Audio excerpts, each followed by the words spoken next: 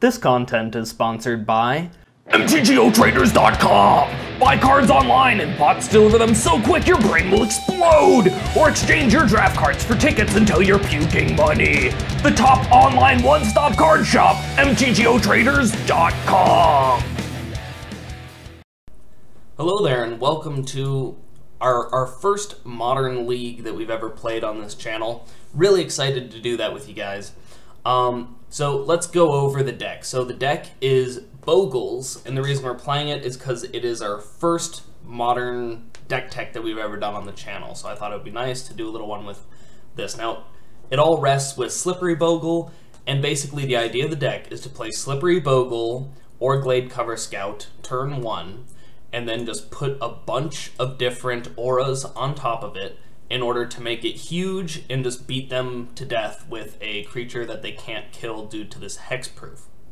Now, I saw this list being played by somebody on channel Fireball. I thought it was interesting and I wanted to try it out.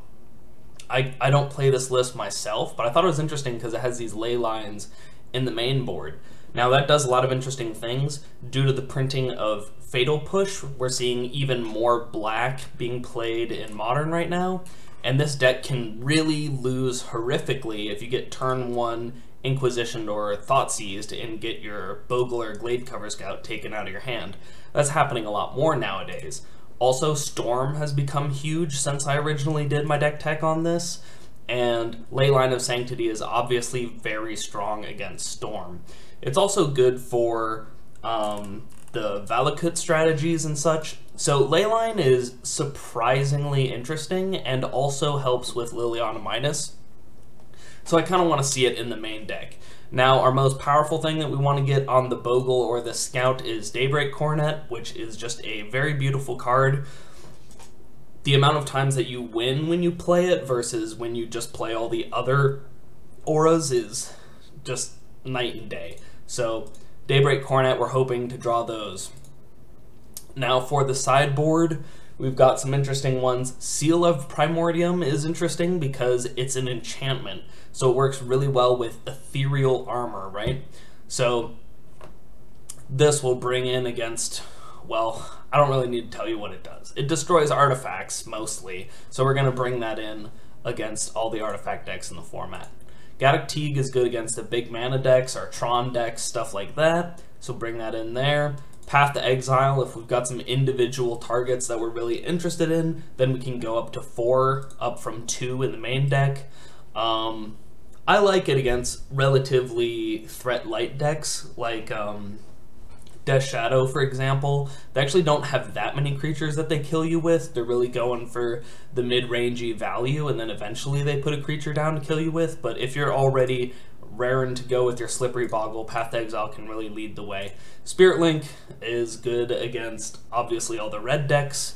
And when you're in that interesting battle with Death Shadow, whenever you damage them, their creature just gets bigger. But if you're also gaining life, then that can be a good thing. Kataki's good against artifacts, of course. Rest in Peace, good against Storm and other graveyard strategies like Dredge. And Stony Silence is another artifact killer. With that being said, I think we're ready to just jump into League, so we'll see you there. Okay, so I wanted to say 2 things before we start this off.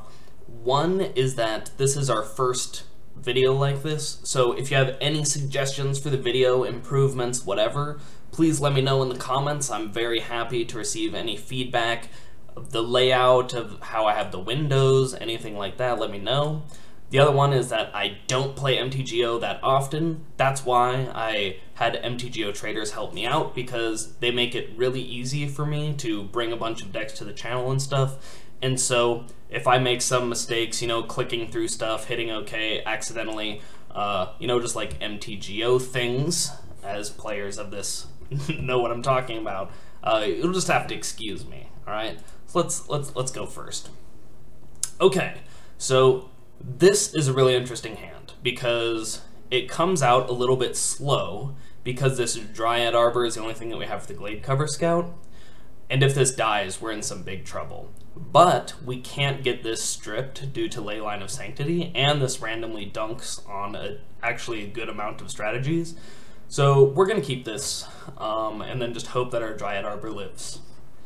I have to say that playing Dryad Arbor turn 1, though, strongly projects weakness to our opponent, so let's see how that goes. Alright, Dryad Arbor and pass. Please do not kill Dryad Arbor, I would like to ask my opponent.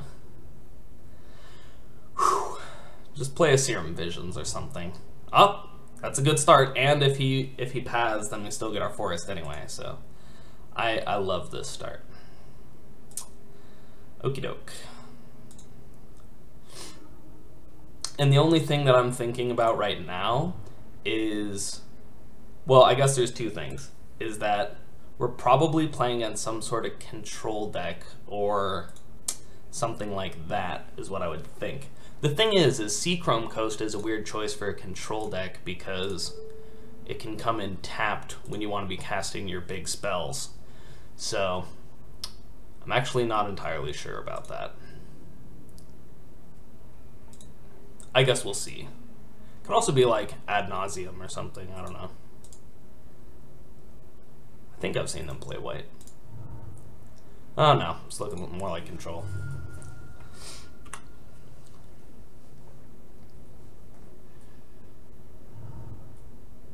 Yeah. This is just interesting because you can't play on turn 4, you can't play your sweeper if you have this. You can't play Supreme Verdict. Alright, so we are definitely just playing, well, it's interesting because we could play Spirit Mantle, which is better for our mana. We get to use 2, or we can just do Rancor, which will make us do more damage. With the difference between only one damage, I'm going to pick to be a little bit more mana efficient. I don't think the 1 damage is really going to be the make or break for us here.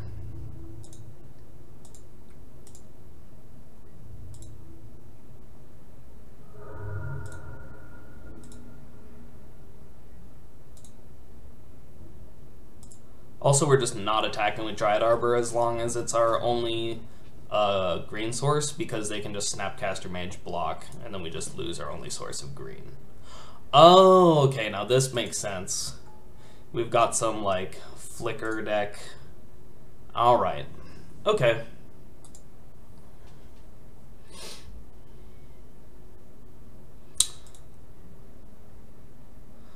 So, this is an interesting conundrum, because if we play Rancor and attack, then this can just block no problem. Oh no, protection from creatures, right. Right. The other possibility is to put down Core Spirit Dancer. Now, they wouldn't have pathed the Dryad Arbor if they had Path, because then I would just get a forest anyway. So we actually don't know if they have a Path still. So playing Core Spirit Dancer, hoping to get Rancor later, is not that appealing.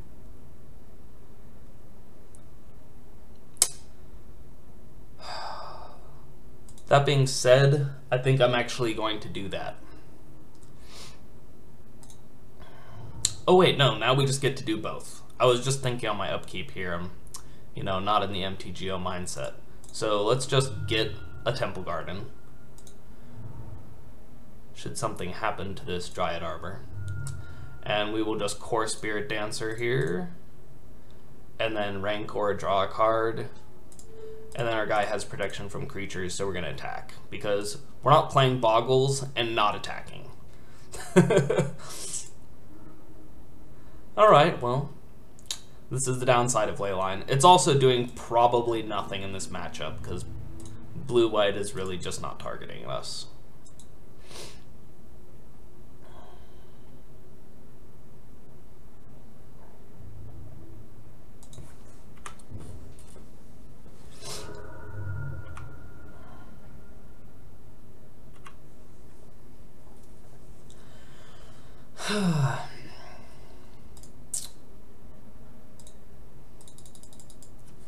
Unfortunately, our next turn is probably not going to be that exciting. Unless we draw a delicious Aura spell.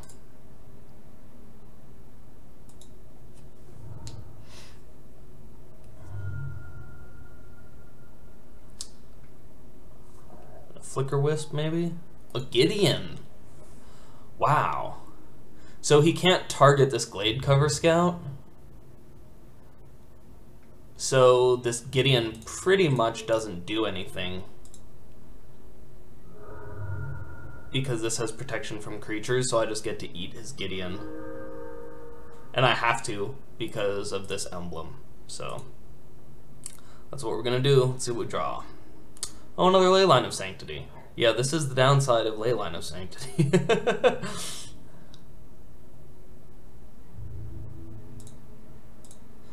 Frankly, though, we've still got stuff to do. We might... I'm tempted to path this Golem on his upkeep. I guess I have to make the decision now. I mean, we're winning this race. We kill him in 2. So I guess we'll just hold up the path and see what happens.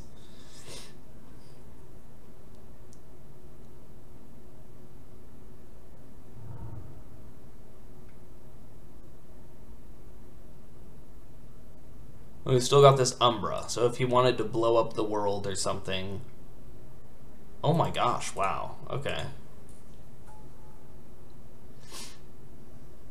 So I guess he's probably gonna, yeah, just make a ally.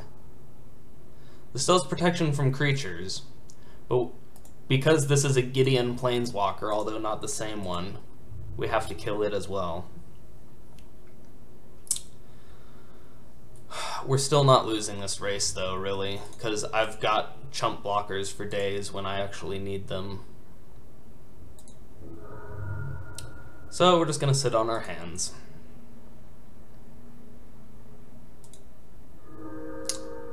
And let's see what happens here. What do we get?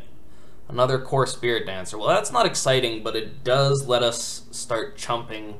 We might actually chump with 1. Because we just don't need 2. We won't even have the mana really to play as much as we'll draw, so. This is an interesting deck that my opponent's playing. Alright.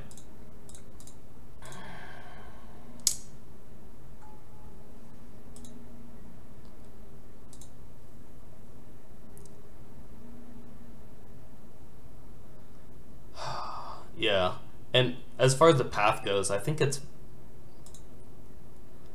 If he's playing a Blinky deck, really the Golem's what we want to go for, because he can't blink it.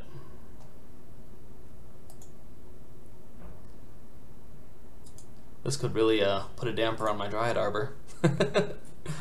Be down a creature.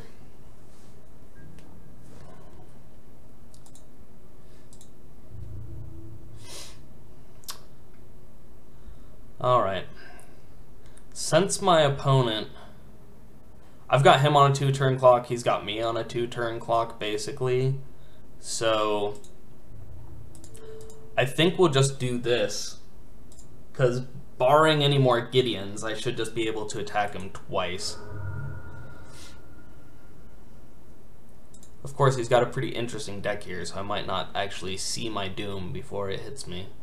Let's see what's going on here. Another Blade Splicer, alright.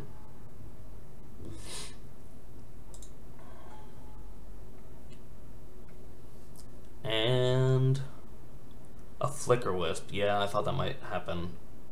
So, this is kind of interesting because when it comes into play, it's going to target a Blade Splicer.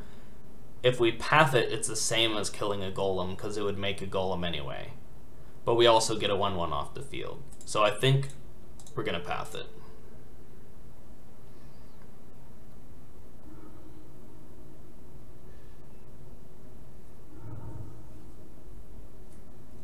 And then we'll be able to block, block, block, and then he'll hit us for 4, hypothetically. We've just drawn a lot of ley lines.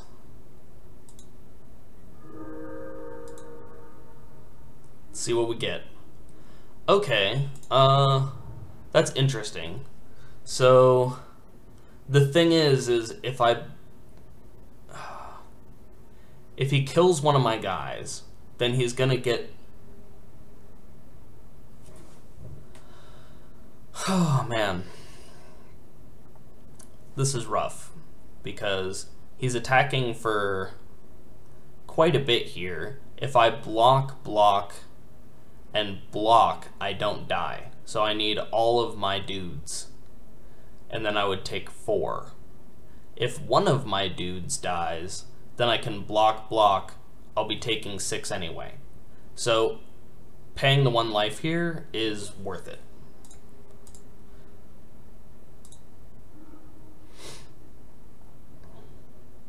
Oh my gosh. I guess. I mean, the thing is we have to tap a creature to play this creature, so it all comes out even. Man, those Gideons really slowed us down. So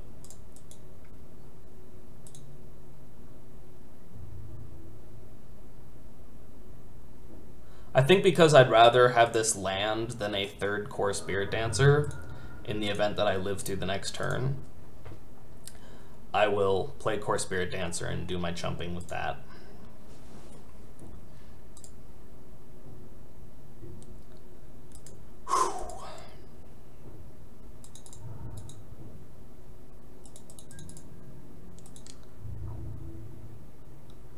Alright, he's getting in. We're blocking as much as we possibly can. Taking 4 hypothetically. I'd be surprised if he had a pump spell. So, see what happens. I really want him to not gain life or play a Gideon. Either one of those would be a disaster. This is completely fine. It doesn't do anything. Although he can get rid of my one of these. But it'll come back right away. Yeah, I'm not seeing anything amazing here. Let's see what happens. Oh yeah, he can take away one of these. Okay. Man, now we really need to draw something good for a change. Oh, God. Alright, I think we're just super dead. Although this does have trample. He's at 4, though. We can get him to 1, and that's all we can do. Well, you know, we didn't play this to not send a message about attacking, so we're definitely attacking.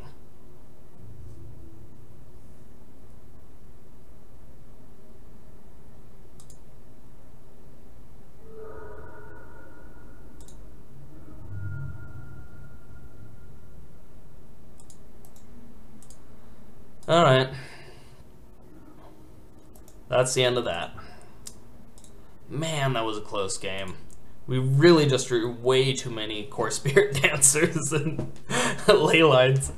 None of the gas. So this is pretty interesting because this does destroy golems very well. But, you know, are they going to actually kill us with golems every time? They've also got the Gideons and such. Now, Spirit Link, we seem to actually be in creature combat, so I want to boost my creatures. Gideon is weak to Path to Exile, and he seems to be playing like a bunch of Gideons. I definitely don't want any of these ley lines since he's blue-white, which leaves us with one thing to bring in. Kataki's interesting because I can tax him on his on his golems. But if I'm going to be taxing golems, I might as well kill golems. We didn't actually see much that Gadok Teeg hit. He seemed to be much more blinky than Gadok Teeg would do. So just because we have to bring something in, I'm just going to bring in this Seal of Primordium. Because this is the only other reasonable one. This actually kills the same thing, and it boosts our enchantment count for ethereal armor. So this is what we're going to do. I would love to play first. I think I've had enough Core Spirit Dancers in my life, and a big part of this deck is just knowing to mulligan. You need to have a creature that is like a 1/1 or whatever.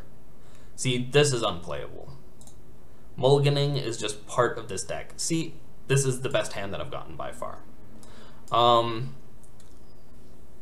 Path to Exile. You know, not interested. I want to be killing them. I don't want to be interacting with them. And we don't have quite the gas to kill them yet, so I'm not going to be on the defensive. I'm going to be on the offensive. All right.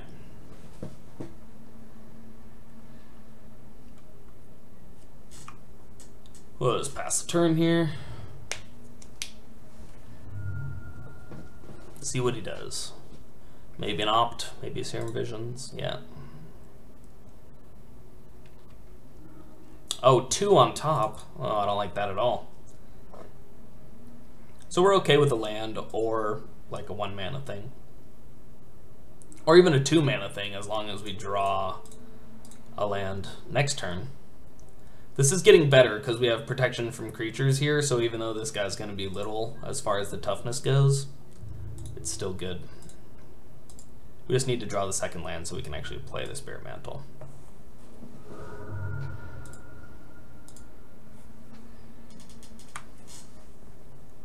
What do we mulligan to anyway? 4? Yeah, baby.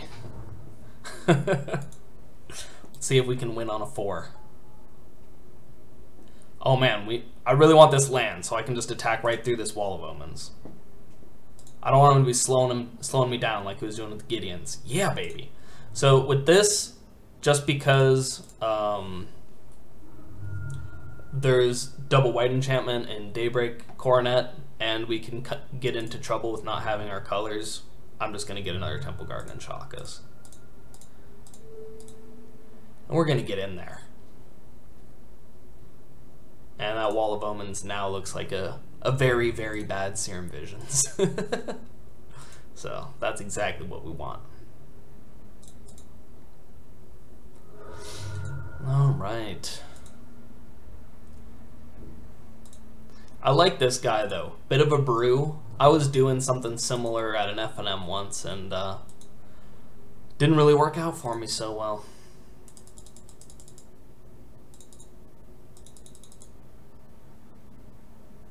It's just that the black creatures and stuff are so good right now. Like we've got Death Shadows and Tassigers and stuff, so I just find the blue-white, like, I was playing blue-white Flash, but just like the blue-white kind of value creatures thing just doesn't seem to be good enough. That doesn't mean we're not going to lose to it, by the way. We'll see how this goes. Alrighty. Temple Garden, great. Great.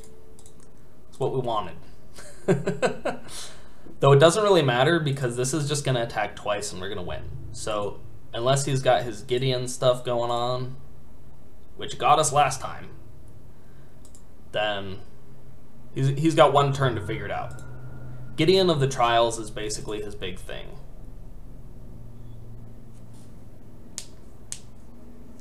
I guess he could also have the, I just don't know if he would run the 4 mana Wrath though, because he seems to play a lot of creatures himself.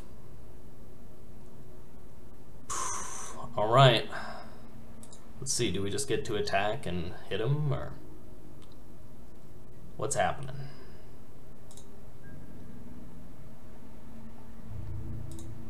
Let's get in there. Go!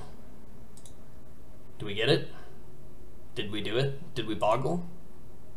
Oh my god. Oh, that is so disgusting. Oh no. Oh no. Alright. Our chances of losing just like skyrocketed.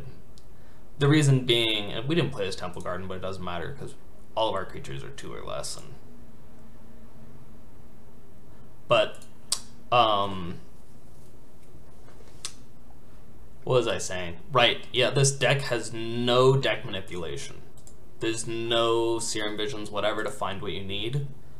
So it's not uncommon to just sit and wait and not draw what you want in this kind of case. Now we did mulligan to 4, so oh my god. We are some lucky peoples right now. I'm sure that he feels similarly. Of course, we lost our protection from creatures, so this Wall of Omens is now live, as well as whatever other creatures they play. I'll slap a Rancor on it for now. There's no rush to Temple Garden Rancor here, but I will just play this. Which I should have last turn, but whatever. Let's get a Daybreak Coronet. That's a good card. Also very lucky to get this Glade Cover Scout. Even if we lose, we got our luck. Here's Blade Splicer coming in. Not the hugest fan. We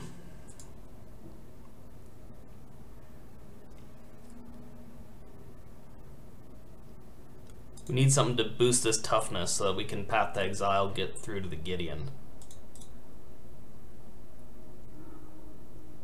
Though we are asking for a lot of things off the top of the deck at this point.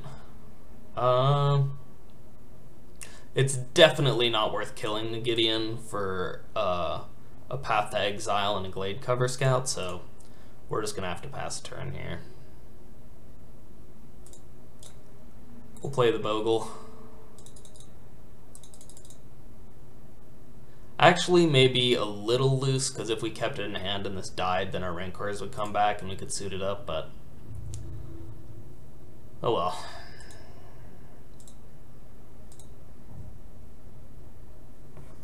Let's see what our opponent does here. Play another Gideon.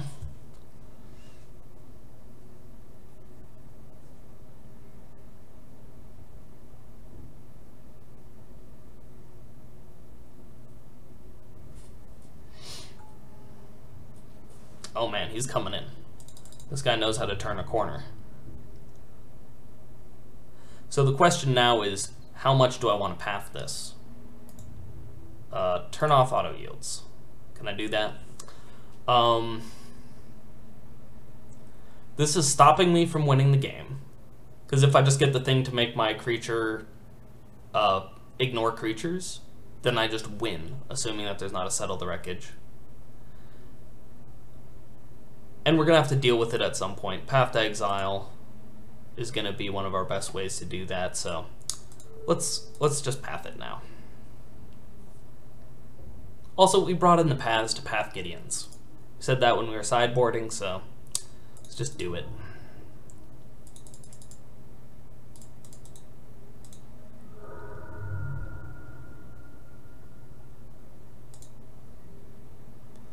Alright. What's happening? Spider Umbra. I like it. So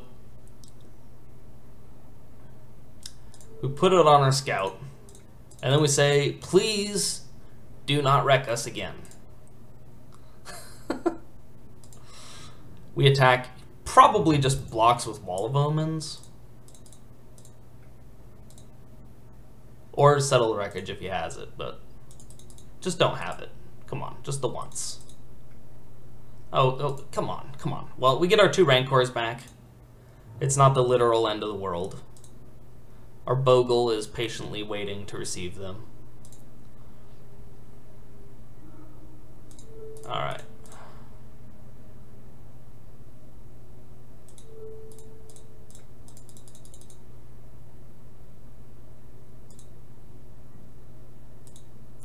And we're ready. We're still in top deck mode. There's all sorts of things I would take. Coronets. I would take Spirit Mantles. I might even take Paths.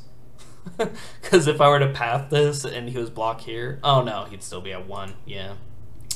Alright. Well, death by 1,000 cuts is what seems to be happening here. Let's see what happens.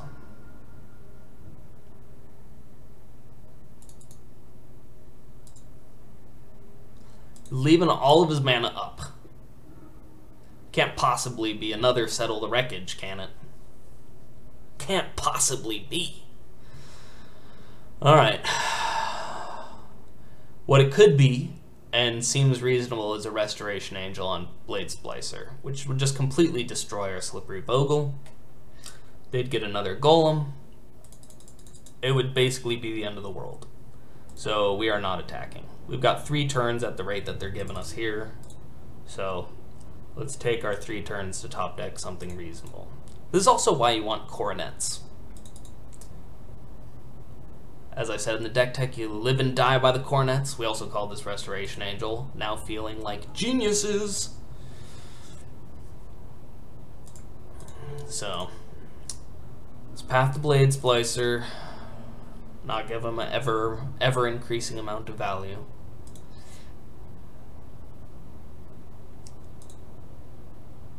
Come on, protection from creatures. We need it. Alright, we're passing. We're not blocking.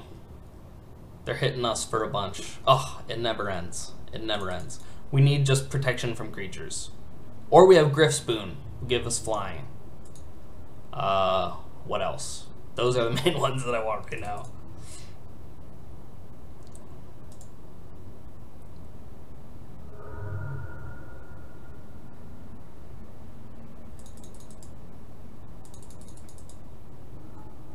Alright, we're Flicker Wisping. Yeah, now the Griff Spoon isn't even enough. Oh wait, no, yes it is. Because, well, it depends on when he flickers.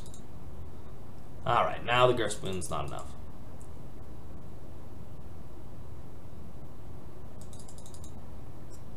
Alright, protection from creatures. I need it. I want it. Oh no. Oh no. Alright, well that's the end of that. Alright, welcome to game 2, everybody. Very exciting. Let's see if we can pull a win here. This is the kind of thing that looks delicious, but is totally a trap.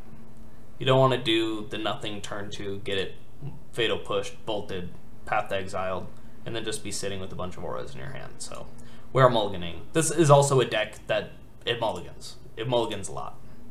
So that's kind of what you're in for when you play it. See, I love this hand much better. So we're keeping it. Griff Spoon, we're keeping it. So, Razor Verge Thicket, we have a choice here. The obvious choice is the Bogle, because this deck is called Bogles. It's not called Scouts. You know what I'm saying? Although, be prepared, folks. Be prepared.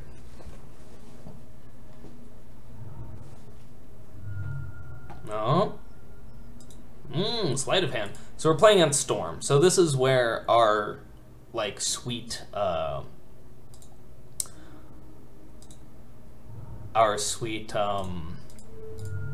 ley lines would be awesome. I'd also take a Coronet. We still have not put a Coronet on a creature yet. Just try to make it so that we get a little bit ahead of our opponent on the life, so he has to storm extra big to get us. Here, are we going to Brawl? Are we going to Electromancer? Brawl. Alright, alright. So we face death next turn. I'd take even just a path for the Brawl. But we get a Bogle. An innocent little Bogle. So, it's not like they're going to steal anything from us, and just for the F6 value, I'm just going to crack this now. Alright. Then we are going to hi-ya, attack. Then we're just going to F6, and let our opponent storm off if he feels confident in doing so. He feels confident in doing so. So I'm probably just going to pause this now, and then we'll just come back and see if he did it. Okay, so we're at the end of his storm here. We see the storm count. We are dead. So, yeah, we're dead. Alright, now sideboarding against Storm. So, this helps with Past in Flames. What we really don't want, and of course these also help with Past in Flames. They can win without Past in Flames, but it's a little bit more difficult. So we're going to take out things that are designed for us to win creature combat, because that's really not what this is about. So Spirit Mantle is completely useless. We don't care about protection from creatures. Let's see. Griff's Boon, I'm not like a huge fan of, because, again, that's about getting around creatures, and we just do not care about that. That being said, he's never destroying our creatures. So these Umbras are not that important to me. On the other hand, what is reasonably important to me?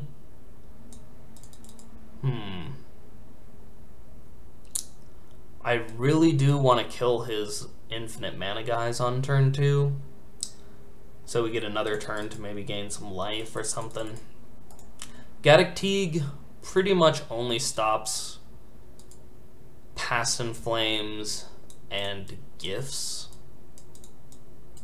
I'm not sure if that's enough to bring him in. Why don't you guys put a comment in the comment section about that? Kind of interested in what you have to say. That being said, I think we're good to go. Alright, I would love to play first. So, if this were just a random opponent, I'd be like, yeah, Scout, Umbra, a little bit of stuff to do, a little bit more land than I want, but I would keep it. But I'm not keeping it against this opponent. Here we've got a Rest in Peace. I like that. We need to actually draw another land to get there. We'll have the Scry to help us.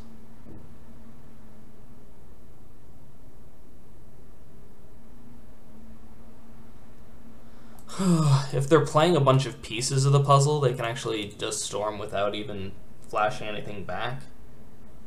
That being said, I think having a hate card is pretty good.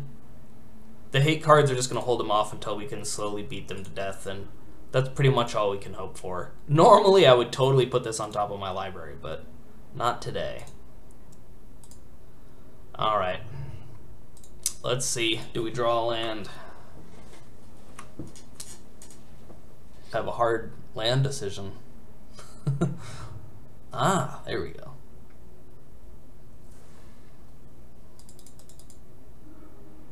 Do you see that? She had change in her hand, and then she didn't have change in her hand.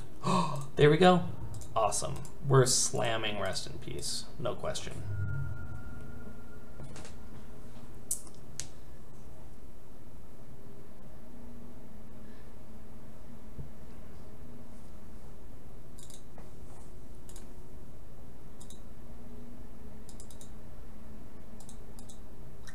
Alright, now he shouldn't really have removal, so we should be able to core Spirit Dancer, put stuff on it.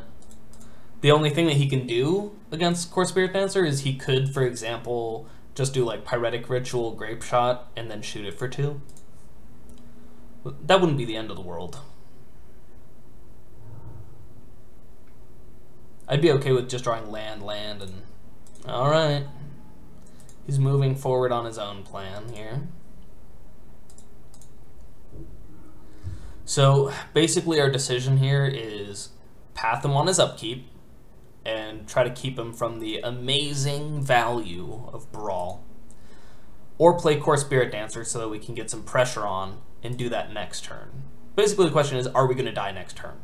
I would like to believe that by playing Rest in Peace we earned ourselves a not dying on turn 3. And so I'm going to play Core Spirit Dancer. But we could still die, but whatever. Alright, let's see what it does.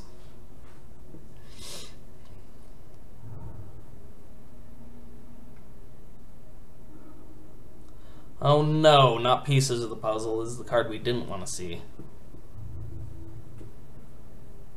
Let's see, what do you find there? Oh, apparently nothing too exciting. He puts Desperate Ritual and Desperate Ritual into his hand. Okay. Interesting. So, oh baby, I love that card. So the sweet thing about Daybreak Coronet is we will actually start gaining life. The unsweet thing is that we can't even play it, and now that I'm paying attention to my land. Okay, so we're definitely just playing Rancor.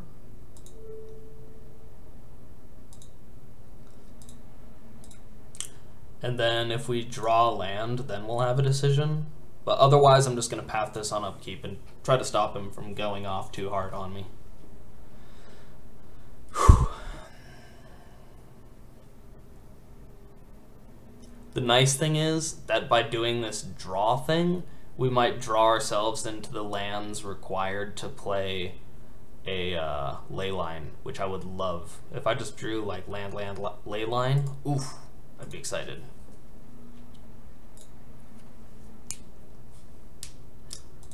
I would love to use that ability. Yes, land, boom, awesome.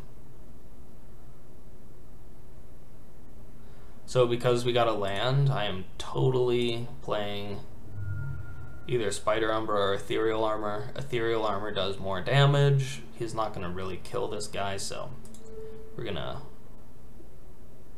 yeah, do that. I could have played the Coronet, but I really want to path him on his upkeep. Yes. Alright.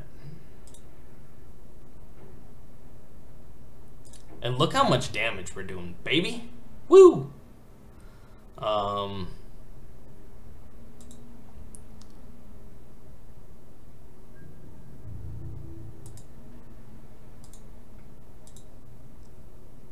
Smack. Well, at least we hit him, you know? Give him a bloody nose. So at least if he goes off on us, we'll have done something to him, you know what I'm saying? Alright, he's echoing truth, our rest in peace, which makes me really happy that I kept up this path. Because I'm now definitely pathing him here. Because he would have gone off super hard. I'd be willing to say we would have assuredly lost the game. We could still lose, he could still go off, but it would have been a guarantee otherwise, so let's path him and see what happens. Even if he like remands it here, yeah, he doesn't. But even if he remanded it or something, it would have held him up on lands. So, oh man, he thinks he can go off. Oh no. Oh no. All right. Well, we're just gonna do the fast forwarding thing again.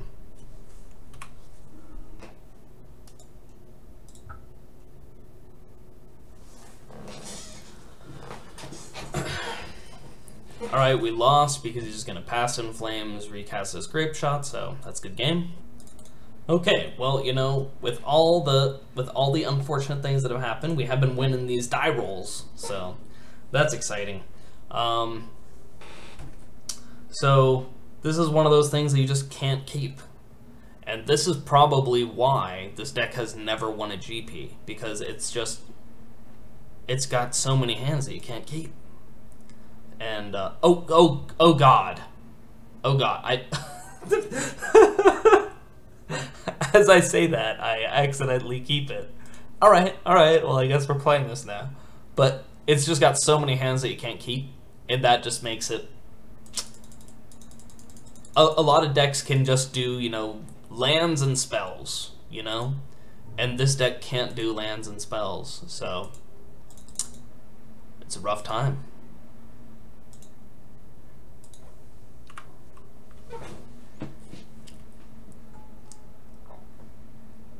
Oh god. Oh god. We're either playing against some Traverse nonsense, or we're playing against Lantern. We are horrendously bad against Lantern. Okay, I can handle this. Although the chances of them pushing is pretty high. This Core Spirit Dancer is going to get pushed out of existence.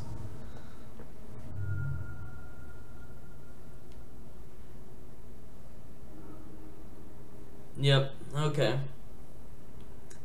I have seen this tune played before.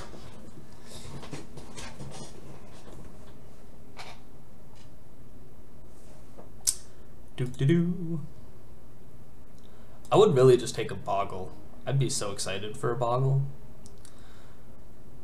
So the question is, do we play Core Spirit Dancer? What I'd like to do is wait for him to tap out if he's foolish, and then we can Core Spirit Dancer, throw something on it. And yeah, I think we're just gonna have to do that. I'm gonna put him on a push. I know he's got 4. He's cycling through his deck.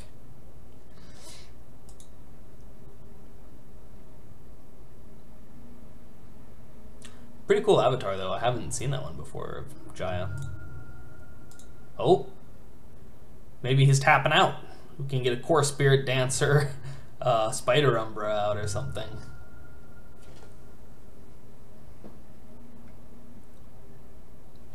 Nice. I accept, sir.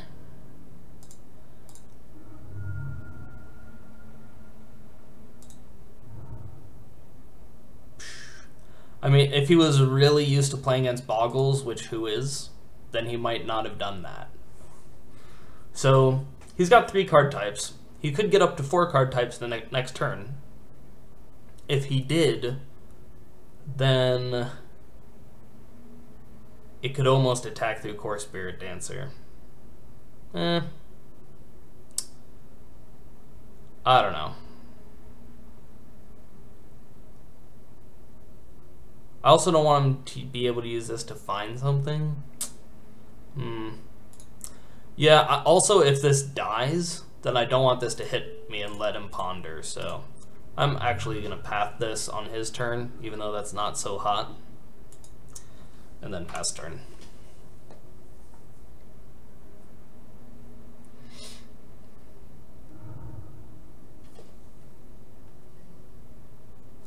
Alright.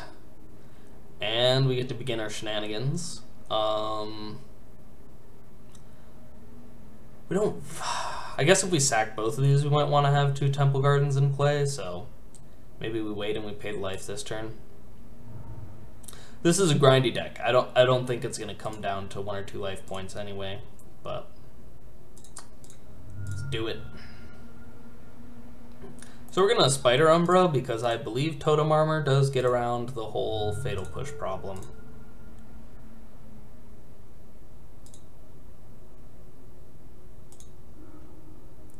Alright, land. Just what we wanted. I would just, if I am indeed correct about the Fatal Push thing, I would just take all the Umbras. Hyena Umbra, Spider Umbra, give me them. Well, let's see what happens here. Hopefully he lilies and forgets that I have Leyline. That would be the absolute best. Then I just throw away a land.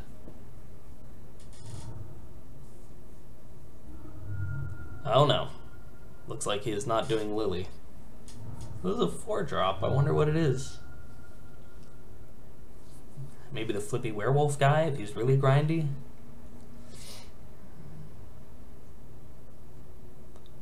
Bum, bum, bum, bum. Death Shadow.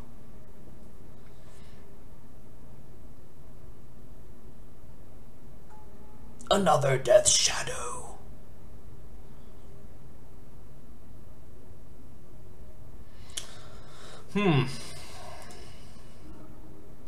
Oh, double ethereal armor? Alright. I would be over the moon if we could finally put, that's not what I want. If we could finally put, what do you call it? The one thing. Oh, why am I blanking right now?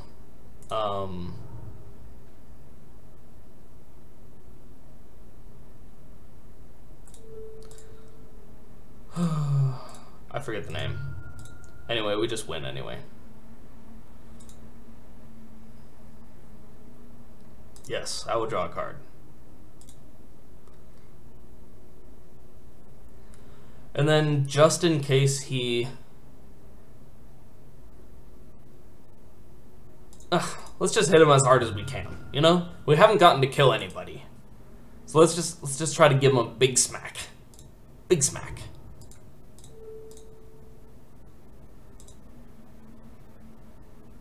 Yes, I'd love to use that ability. Alright. Let's see. What would win? 2 4/4s or 2022? Of course, I don't know. Maybe he has something. I'll be sad. Haha! So we're playing against the Death Shadows guy. Rest in Peace seems sweet because he's got the whole traverse thing going on, but it's actually not that sweet. He's probably, even though we didn't see one, he's probably got the Delve creatures, which Gadok Teague does win against. But that doesn't excite me too much either. What excites me are these. This, so that when we race against the Death Shadow, we're not just growing as Death Shadow and not getting any life ourselves. We want to keep our ley lines because he's going to have lots of Thoughtseize and Inquisition. I like this because it lets us attack right through his creatures. Same reasoning for this. Man.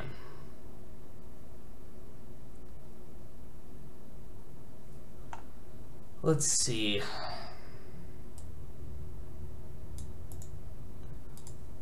Spider Umbra doesn't super excite me, and we're bringing in a 1-mana 1 as well, so might be an okay switch.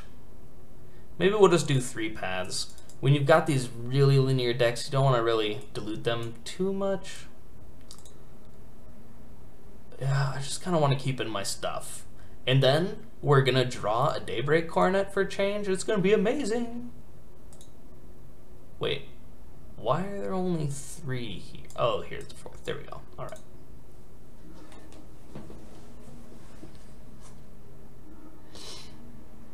Okay, so this hand is garbage, and we're going to throw it away.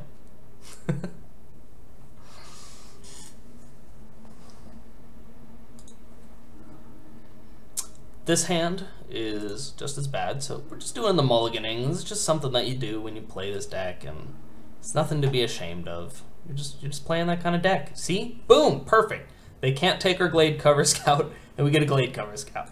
Perfect. Now all we need are things like this Aida, bro. We're gonna win. This mulligan to 3 is strong.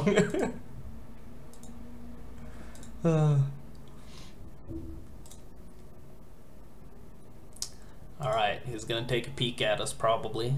What did he keep on top on that 3-lander? I wonder. Oh, he targeted himself. Okay, maybe he's looking to decide if he wants to fetch away the top of his deck. Yeah, exactly.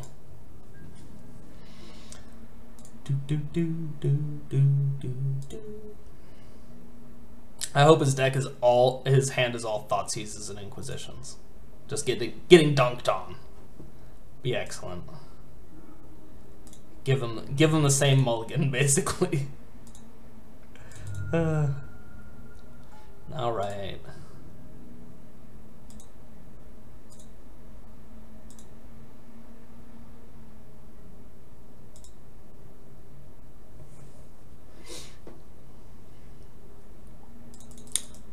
So he wanted whatever was on top, so he didn't fetch.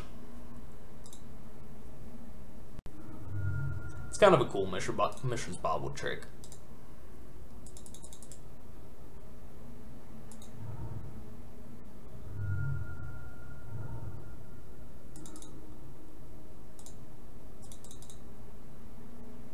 What you playing? You playing the 2-2? Don't do the 2-2, buddy. Oh, he's doing the 2-2. Oh no, the 2-3. Alright.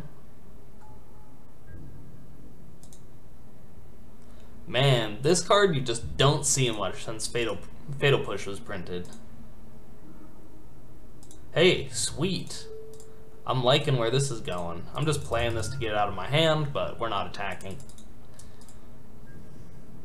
We're doing well so far. Can cash one of these in. All sorts of things. If we draw a land, I'll cash it in right away. I just want, give me a Coronet, baby.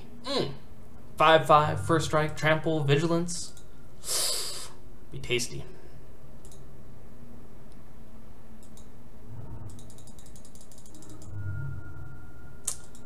Alright, this guy's hurting himself, so I assume we're gonna see some Death Shadows coming out here. Oh yeah, baby. Throw out them Death Shadows. Ooh, white. Oh, you're playing, yeah, Lingering Souls. Interesting. Lingering Souls has been on a bit of a downswing. Because if you're playing black and you get to choose what to play with it, white is not as great anymore because we now have push instead of path. Anyway, there's no way we're blocking this.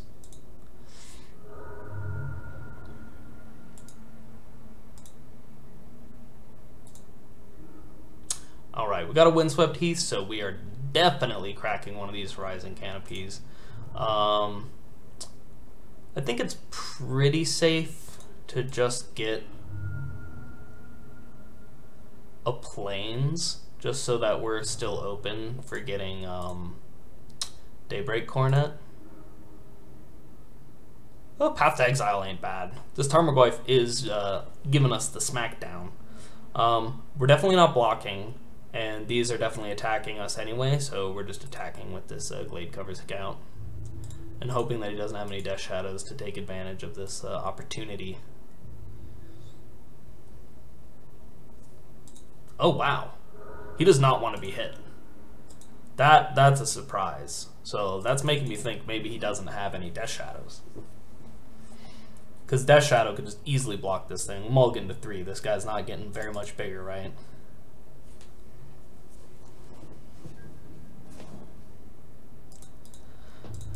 Alright. So I think... See, if I path this and then he plays Death Shadow, we're going to be sad.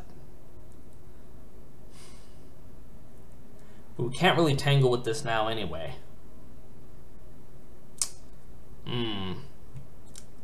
This is all very unfortunate. Huh.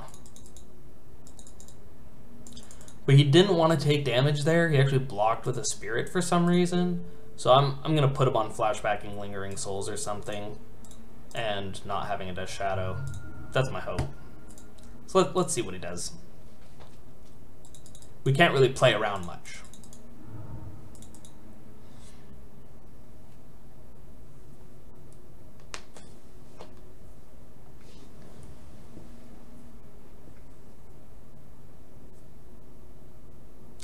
Yep, that looks like a flashback to me. Oh no, it's not a flashback, unless he just tapped wrong. Oh, he forgot which phase he's in. Now he's gonna try to flashback or something. Oh, another Tarmogoyf. Okay. Alright.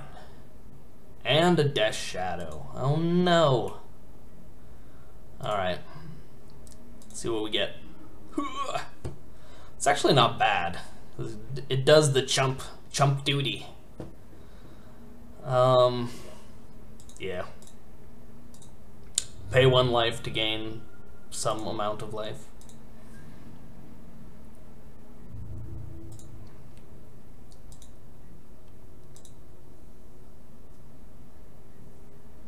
If he swings out wildly and then we get the Coronet hit in, assuming we draw it, things could still maybe come back. Come on, baby. Gotta do me right, little deck.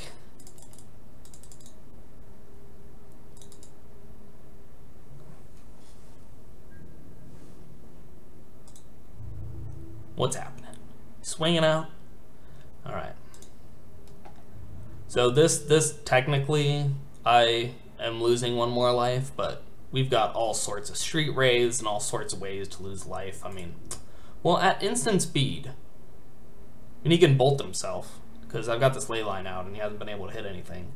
So he can bolt himself, he can do street wraith cycling, all sorts of nonsense, so with block like this, we're at way more damage, way more likely to take more damage from this, I feel. And the difference is only 1.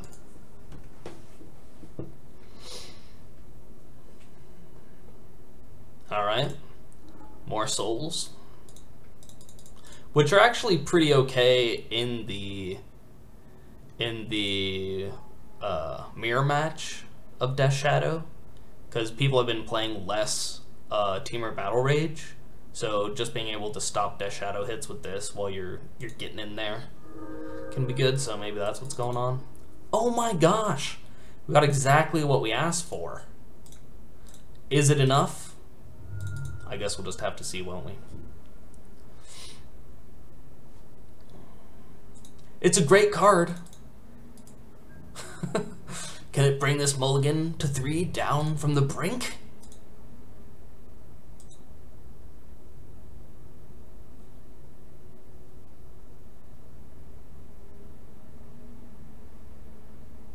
The question is whether or not he can do more card types. That'll... Yeah, I just can't... I don't know, because if he takes the damage, it just makes the Death Shadow bigger. So this is always a thing where Death Shadow players are not really that scared. I assume he's doing lots of math in his head right now. Alright. We have done our bestest here. Let's see what our opponent does. No 4th card type. That's what I want from this guy.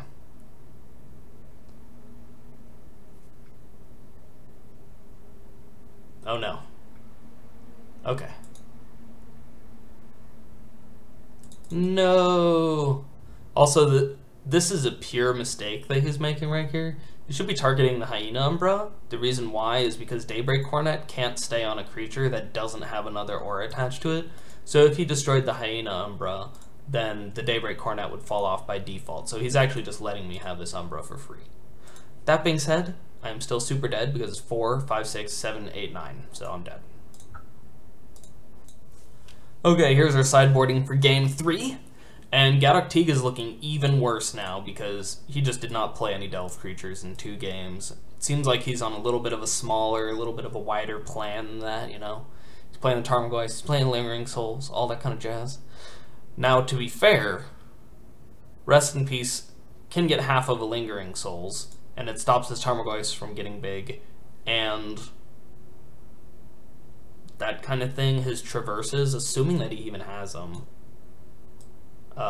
get worse. His other dudes get worse. The thing is, what do we bring out? I mean, just hitting like half of some cards and stuff is not worth me taking out like actual good cards.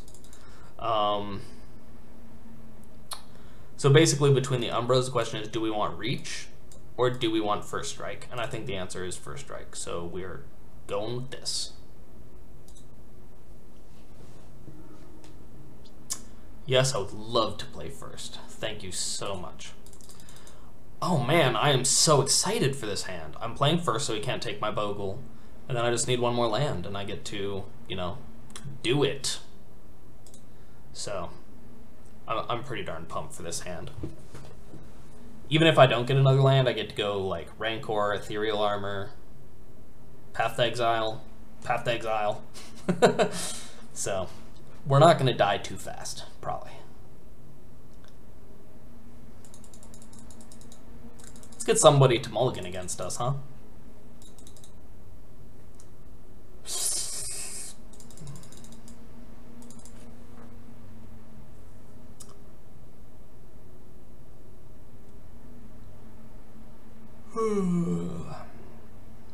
This is exciting.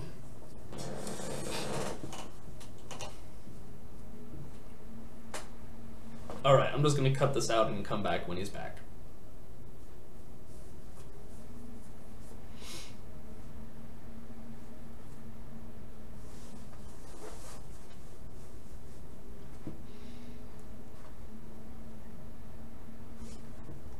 Okay, he's back. We get to play Magic.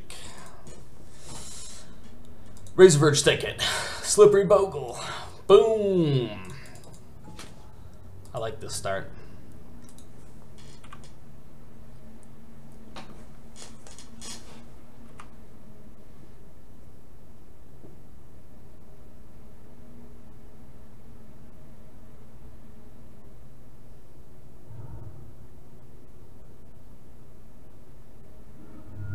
Alright.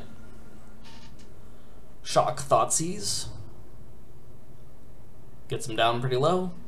Then he can play his Death Shadows pretty quick.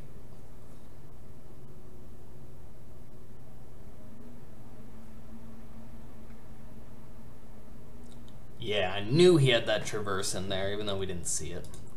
Alright, that was a pretty tame first turn, though. I'm pretty happy with it. So, we didn't get what we wanted. But you know what? Sometimes you're just attacking with a 3-1 Bogle. Boop.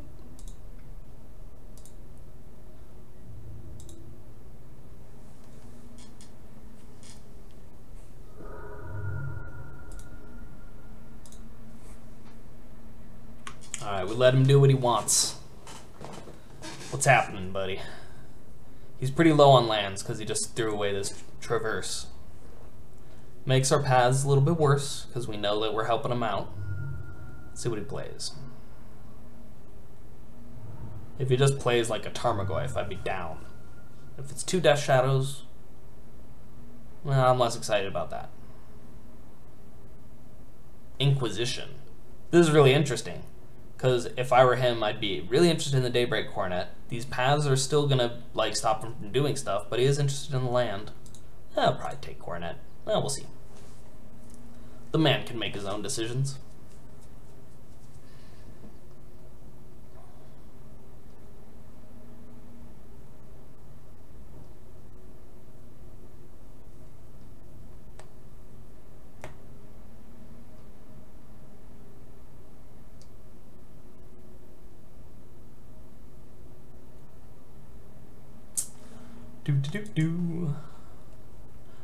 Now this is reveals his hand, so he gets to see the revealed cards here, so he doesn't need to write them down, technically. If you're using something like Peek or Probe, which isn't legal anymore, then you have to write, oh, he takes the armor. Okay. That actually scares me. Even if I drew a land, I might play Umbra this turn. And the reason why, well, we'll see if it even matters.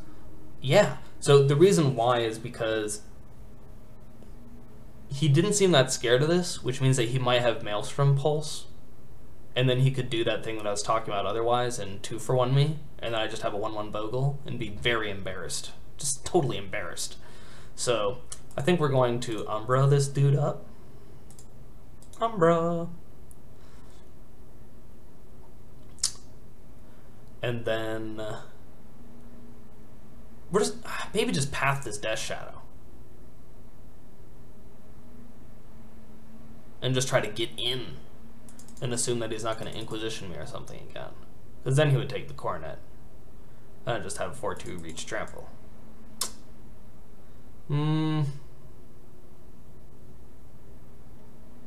Yeah, we're just getting in because we are playing Bogles and getting in is what it's all about.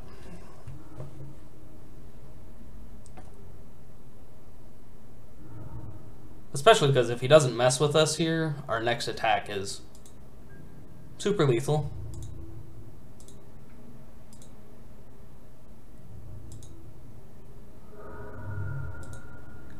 Alright, let's see what happens here.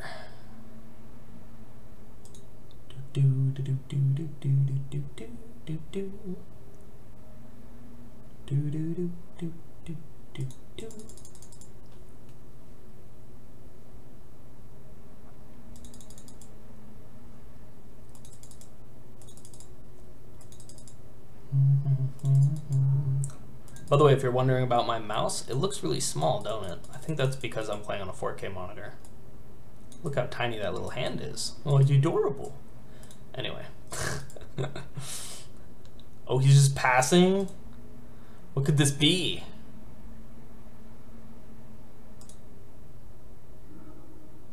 Well, there is just no way that we're not trying for lethal when we can try for lethal. There's just absolutely no way. So let's get in there.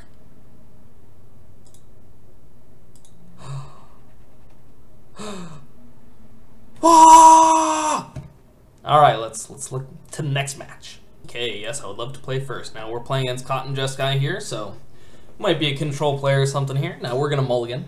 Haven't done that much, so you know, it's time to finally take our lumps. Now this is a hand, dude. Glade Cover Scout, Spider Umbra, Daybreak Coronet. It's the dream. So we're keeping it. In case there is any doubt. We're also just keeping more random auras, because that's what we're about.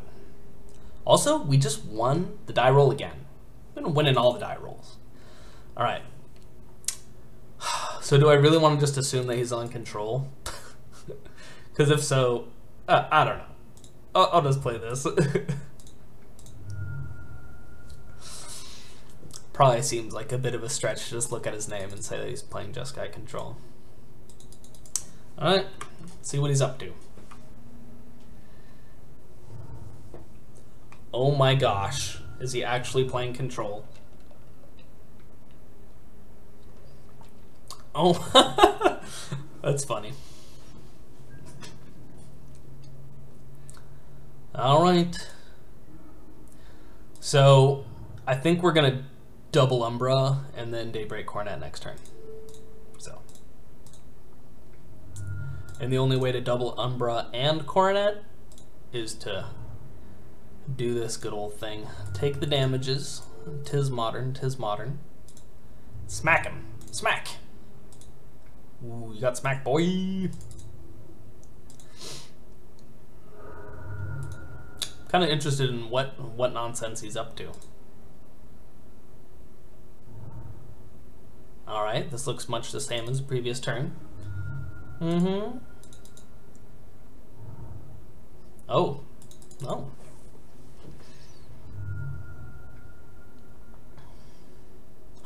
No, not the storm. Oh man, I feel like we've done this song and we've seen this dance before. Alright, well, we're doing this. Let's hope that just he doesn't kill us next turn. Maybe since he's solidly with us in the loser's bracket here, his storm sequencing isn't great. You know, we'll hope that these tiny dreams win it for us. We're definitely cracking this Wooded Foothills end of turn, by the way.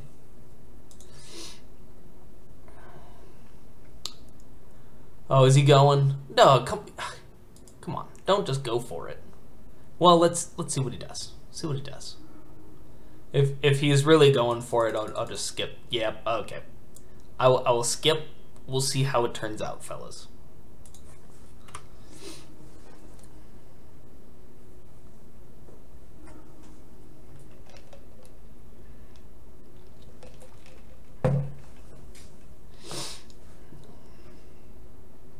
Oh my gosh.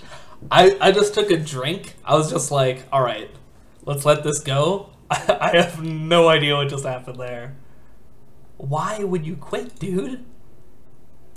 You can still block with this. I have an empty hand. You only take 4, right? It's a 6/6, I think. All right. Okay, we're playing against Storm. I think we've done this before. So we're gonna do similar stuff. We're gonna bring in this Rest in Peace. Whatever. Maybe Grafdigger's Cage. Spirit Link seems fine. Definitely want the ley lines. These core Spirit Dancers, you know, these games just go so fast. I don't think that we can go to Value Town. I'm just taking them out this time. I think they're not that great. Then we have the 2 paths, just in case we want to path their 2-mana guy. Didn't really work out that well for us last time.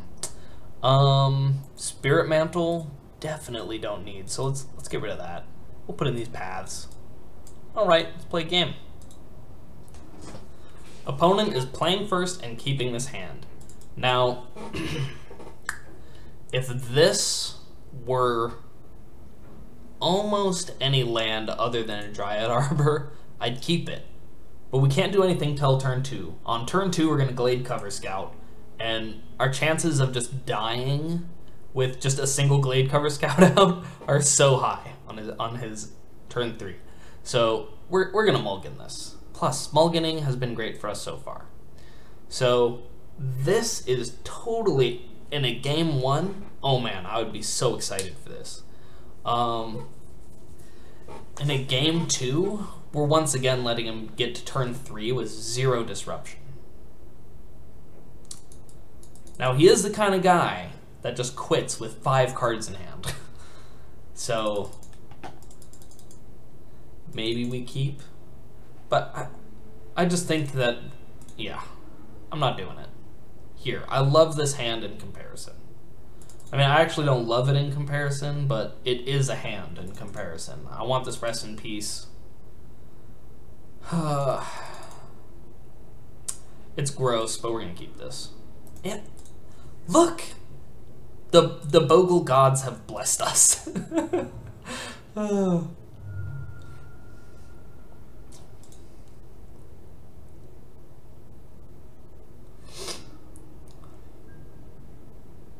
Alright.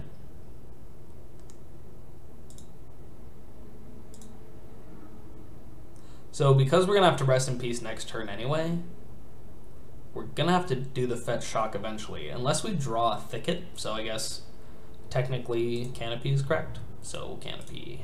Boom! Pass. I assume he'll just play one of his mana cheapening dudes.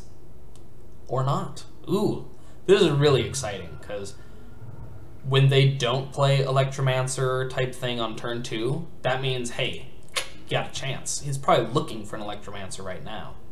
So, if we fetch shock tap, then we take 4 to play Rest in Peace. If we just do Horizon Canopy, then we pay 2. That's all temporary cost, though.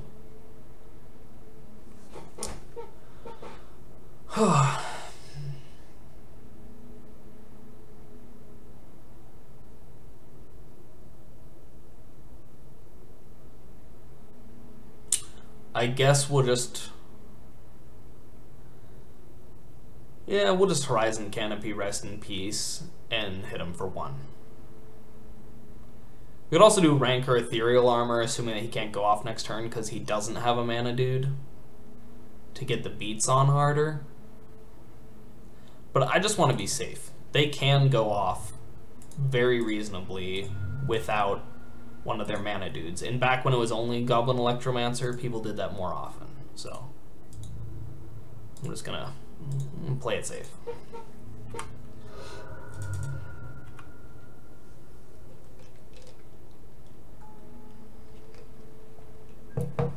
Alright, he's got a mana dude, but he didn't have a land. So I'm pretty excited about that. So now I think we take 2, and then we fetch this end of turn.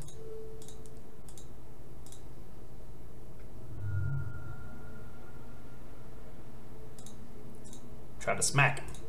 Smack! Kapow! Alright, and then he can try to go off through Rest in Peace, which is reasonably possible. We've had opponents do it to us just this recording.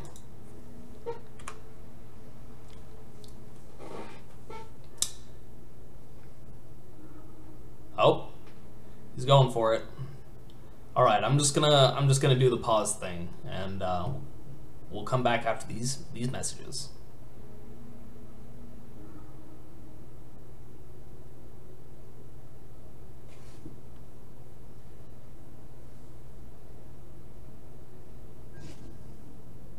Oh my gosh!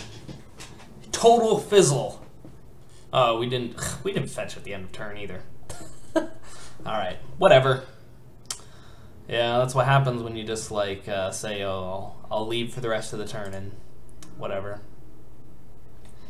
Okay, another Horizon Canopy. So this is pretty interesting. I think we're gonna crack canopies for sure. So, because I would love a Spirit Link or, you know, anything to give me some life here. I guess I'll take... what happened to our planes? Am I crazy? I thought there was a planes in this deck. Anyway, oh right, can't fetch it with wood foothills. Okay, we'll take a forest. We'll crack a canopy. See what we get. Let's get something that gains us some life. Like that. Doesn't gain us life so much. So if we crack a canopy with a canopy, we'll have no life left. So I think we just attack, and then really hope that he can't go off next turn, even though he just spent the whole previous turn sort of sculpting. So, we'll see. Alright. See what happens.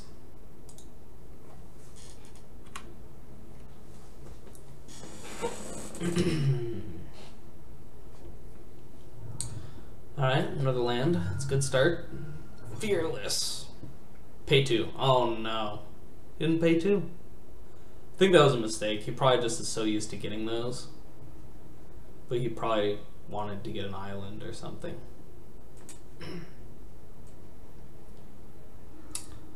Alright. Well, I guess we'll do the whole pausing thing and coming back.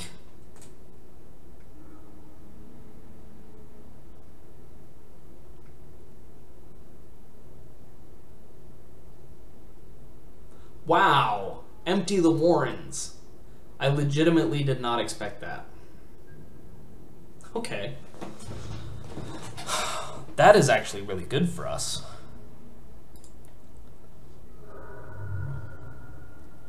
Because he spent gas to do that? Oh, yes! This is what we want, baby. Woo! Every time you can put a Daybreak Coronet on a, I guess, Glade Cover Scout, you get excited. You just have to. I mean, look, he's at 2. He's that. Beautiful. Haha! Alright, see you guys in our last game. Okay, we are in our last match, and now the question is, do we get our glorious 3-2? Or, oh man, I just wish this was a Bogles so much. This would just be the best hand ever. Or, do we fall disgracefully to a 2-3? We'll have to see, but we are mulliganing this hand. This hand is actually better, shockingly, because this randomly wrecks some strategies. You know, like 3 or 4 strategies in Modern, and all we need to do is draw auras, which our deck is full of. So I'm actually going to keep this. Yes, I want that on top so badly. Perfect. All right. So now the question is, if I fetch a Temple Garden with this, I'm basically saying I'm going to draw a Daybreak Coronet very soon. If I fetch a forest, then the Coronet plan becomes impossible until I draw another land. I'm just gonna play for highest upside. We're playing Modern. We're gonna shock ourselves with fetch lands. That's how we do.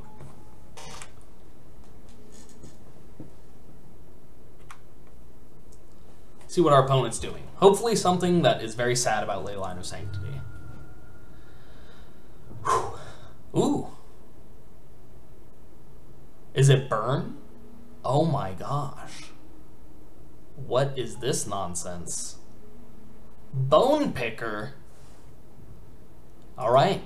I haven't seen this one, I'm not gonna lie. So I'm pretty interested in what's going on. I guess it's probably some sort of like beat down aggro thing. I don't know.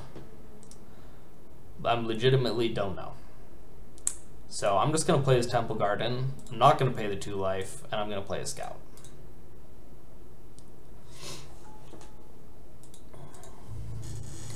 Definitely not attacking. Let's see what our opponent does. This is very interesting. Okay. Neonate. Okay. I mean, definitely a Modern card. Oh, he's playing Vengevine. Ah, man, you just don't see this stuff much anymore. Okay. He's got haste. Man, we're getting beaten down, boy. Alright. Well, I'm already thinking of things in my sideboard, right? Yeah, okay. So, let's get the Spirit Dancer out.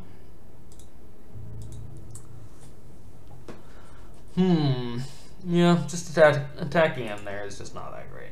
So we're not going to.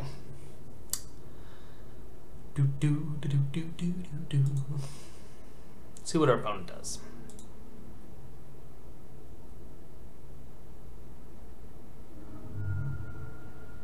Street Wraith. You know, if anything gets banned in Modern, oh, it's gotta be Street Wraith. It's just, it's everywhere. Alright. He's coming in. So this is literally 10 damage, so I have to block it. It's turn 3. He's dealing me lethal damage. So yeah, I'll block the Vengevine with my Dryad Arbor. I don't see any reason why not. I mean, it could help me cast if I go off with the Spirit Dancer, so I guess actually Glade Cover Scout's better, because I only need one hexproof creature. Alright. See, what do we get? Is it an aura? No. Stop. Alright, I think we actually can't win without that. So that was a good bolt. We'll draw anyways, though. Perhaps I'm forgetting some glorious card.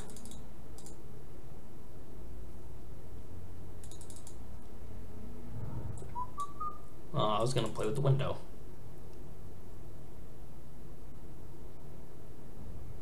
And Gurmag Angler. Okay. Man, this is quite the deck. So, it's pretty interesting. This guy doesn't need any graveyard stuff. This guy does need the graveyard stuff. This guy's kind of into the graveyard stuff. Well, let's sideboard. We need to concede the game to do that. Alright. So, Bone Picker. Interesting. The Teague does do that. He just goes off so fast in the graveyard, though. I wonder if this even does anything. But he is beating face with creatures. That's the main thing that we are learning from this. And the ley line is just not that great. He might have a little bit of burn that he can put towards our face, but it's not essential to his plan. So, like, he can't, like, cast Vengevine if we have this in play. Can't cast Gurmag Angler. I think Bone Picker is also a 4-drop. The other possibility is to bring in just another path randomly. Or a Grafdigger's Cage if we really want to get on his case about the graveyard. He's probably got some grave crawlers and stuff too. Stuff like that. Cathartic Reunions. Yeah, what the heck. Let's just put that in there. I don't think that Egatic Teague or Path to Exile is that powerful, and depending on what's in there, this could actually be good. So, let's get in. I would love to play first. Thank you. Not... Oh no! Oh no! Oh my god. I pressed the wrong button again. Maybe because I was about to say not keep, and then so I hit keep. Oh, this is a disaster. Okay. Well, I know what we're doing. We're going into emergency mode. Gonna play a Windswept Heath. We're gonna fetch up a Dryad Arbor, and then put a Hyena Umbra on it. That's the type of game we're playing, boys. And girls. Oh my gosh, that was a huge mistake. Alright.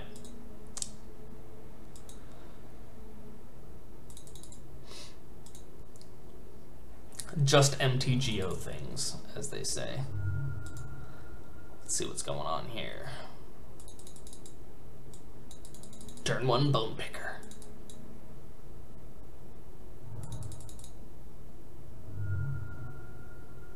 He's doing something. Faithless Looting? I'm sure it's in there. Or just the 1-drop.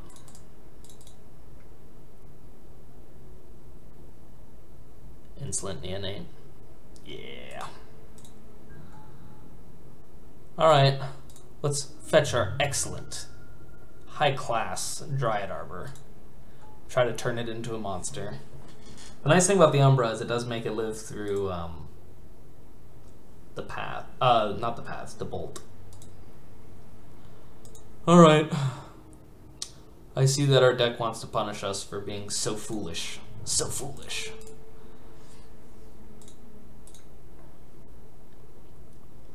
So if he wants to block this and then sacrifice, that's cool.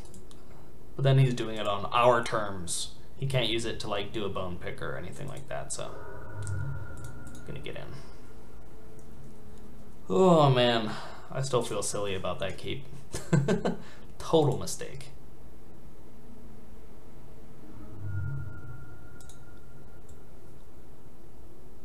Man, if we could get, oh my gosh, I would so love if we could get a Daybreak Coronet and just get totally paid off for this terrible keep. That'd be excellent.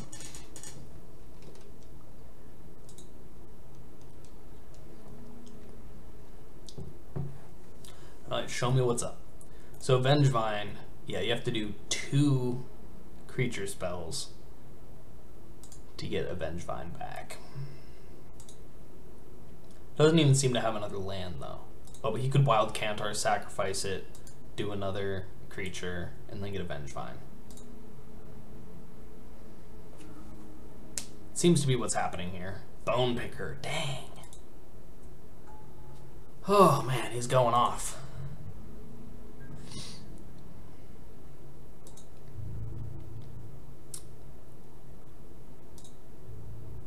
So we're kind of in an interesting situation. I guess it'll depend on what we draw, what I want to do. But, oh my gosh, rest in peace. The thing is, we're already in this race.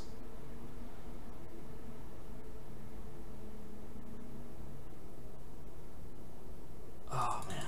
And then, you know, for things that die this turn, all that jazz, they won't be dying because they'll be rest in peaced. Oh man.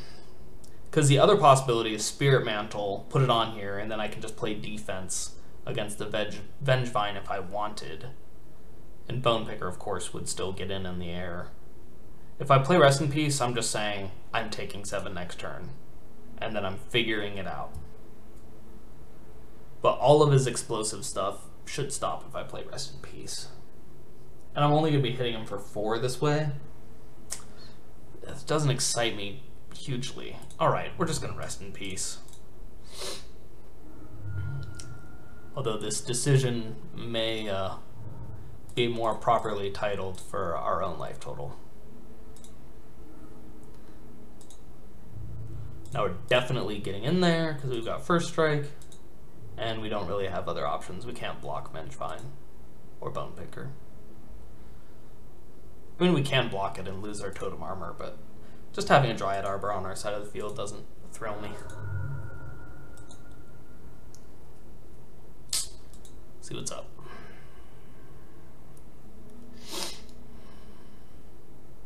Please tell me your whole deck just falls apart and can't do anything. That would be nice. That's great, because he doesn't get the advantage of the graveyard. So this is just spending mana. I guess we can look at what his exile is. Okay. So he threw away a Vengevine that he can't get back. Probably because he's not even close to casting it. Is he just on 1 mana? Oh man, that's pretty exciting. If we get some lifelink, we can totally win this. Come on, Coronet! It's not a Coronet. So we're in an interesting place.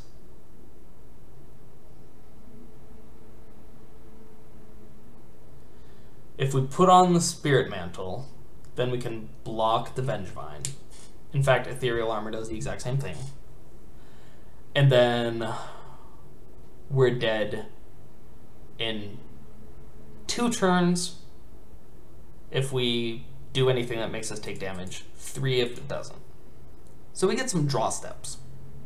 This does the exact same thing as far as being able to block Vengevine. But what this doesn't do is make this immune to Lightning Bolt. So I'm gonna do this.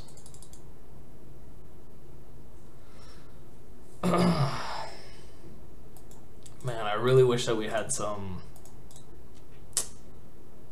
sweet, sweet vigilance.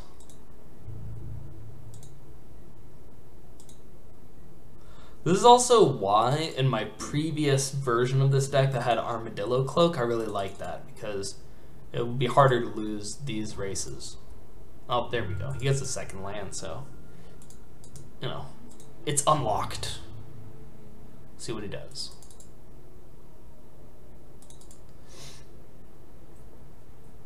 Oh, wow. Please do that. Yes. Oh, wait, no. No. Why would he do that?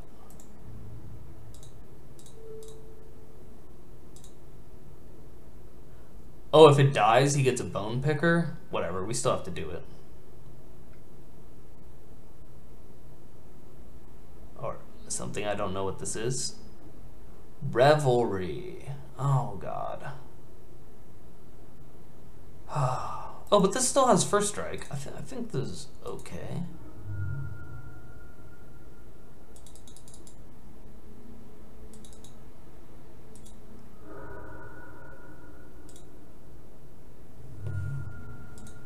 Come on. Come on. Try it. Oh, God, no. Okay. So let's just think about this. If we play Rancor, this goes up to a 6. And I play this, goes up to an 8. Is that right? So it's 3, and then 4, 5, and then 6. And then if I cast this, then it's 7, 8. So he's not dead. So that's not an acceptable solution. On the other hand, if I play Horizon Canopy and then I sack it, then I can draw Spirit Link. Or I can draw Spider Umbra. I have 4 Spider Umbras and 1 Spirit Link. All of those would help. And I've got 2 paths, if I remember correctly. Oh, this guy's talking to me. I should respond.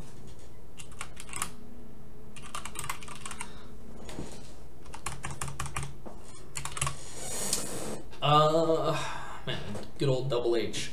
So, because I've got like 7 cards or something like that that can get me out of this, I'm going to sack Horizon Canopy. Come on!